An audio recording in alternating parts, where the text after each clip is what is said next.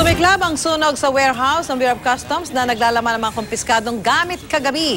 Sa kasagsagan ng sunog, isang lalaki ang inaresto dahil sa pagtatangka umunong agawin ng isang taong gulang na bata. Narito ang unang balita ni Mav Gonzales.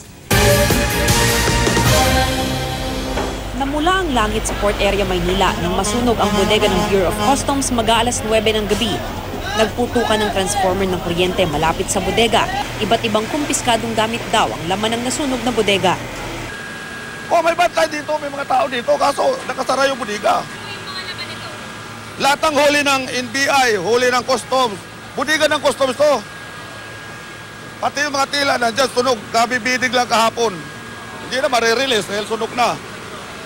Gulong, kawayan, sigarilyo. Bukod sa mga mamahaling kotse at luxury cars, may mga damit, bigas at karton din daw sa loob ng bodega. May mga kemikal na nahuli ng PIDEA kaya masangsang ang amoy sa lugar.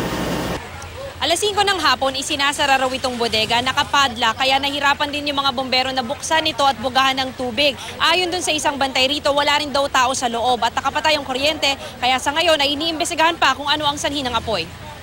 Pwedeng may mga mixtures ng chemicals na nagkaroon ng combustions or baka may source of heat, no? O may nagli-leak na mga fuel doon sa mga nakumpiska mga luxury cars, ay posible din pagmulan ng apoy. Alas 9:30 itinaas sa ikalimang alarma ang sunog. Ang mga bombero, sinira na ang likod ng warehouse para maipasok ang hose. Binutas din ang pader sa gilid. Ang mga nakatira naman malapit sa bodega, nagsilikas muna bitbit ang kanilang mga gamit. Mabilis kumalat yung apoy. Doon nagsidatingan naman po yung mga bumbero agad.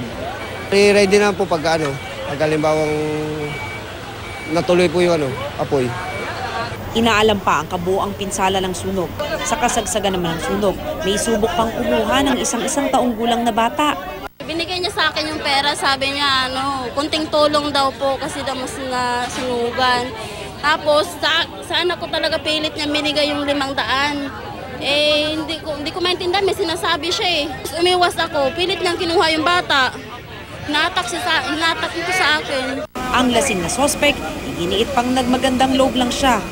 Nakatulong na ako pa masama. Bakit mo pa tinulungan? Kasi alam ko may mga sanugan . Kaya kinuha mo yung bata. Akala ko walang magulang. Hinuli ng mga pulis ang sospek. Ito ang unang balita sa Maynila. Mav Gonzales reporting.